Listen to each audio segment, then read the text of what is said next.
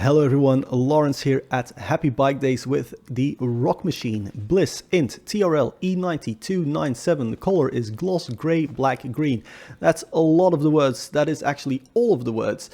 This is a size XL Shimano EP8 hardtail e-bike with a 504 watt-hour battery. But the main thing to me was this DVO diamond fork. My first time riding a DVO fork, and I really enjoyed the progressivity of it.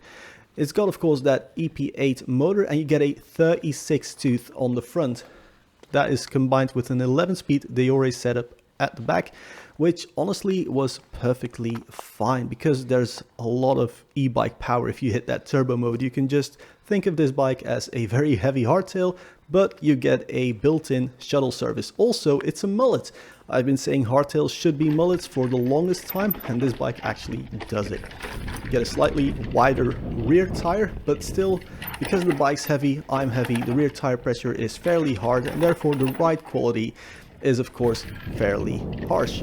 But I did really enjoy it, especially when you have these short descents followed by short, very steep, if not steeper than descent, sort of climbs. You really get to the top quickly and you're still not exhausted by the time you actually get there. Now, the rock machine, BLIZZ, as I'm just going to call it, the BLIZZ, honestly, it was right up my alley. I thoroughly enjoyed it. It was probably one of the cheaper bikes that I rode all day.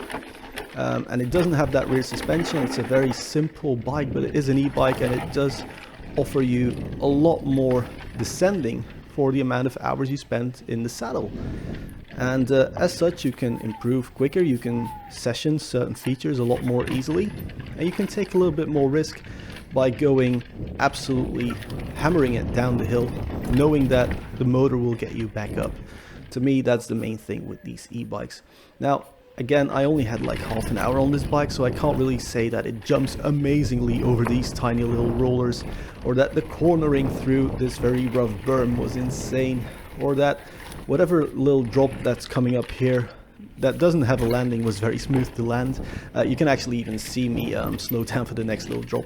But I can't really give you a full review on this bike. For that, I need to try it for at least a couple of weeks on different terrain and such. But on this very dry, harsh, rocky but loose rocks terrain, it felt quite fun but a bit loose. And there were some photographers trying to get pictures, but I couldn't go fast enough for these guys to really get some good pictures or pieces of video.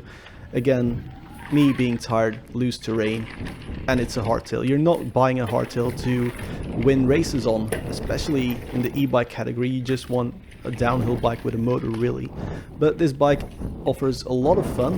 It is quite affordable. I think the people there said it was 4,000 euros, which these days is actually cheap, I guess, for an e-mountain bike, especially one with a fork like this one.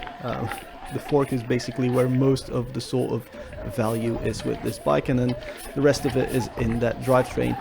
The frame's pretty good looking actually, and the paint job was quite nice from the limited inspection that I was able to do on it. But I really want to have more time with this bike, to be honest. Anyway guys, if you want to see more Happy Bike Days content, check out the channel, hit the subscribe button if you want to see a more long-term, more detailed test review video of this bike. Thank you very much for watching. I'll see you all in the next one.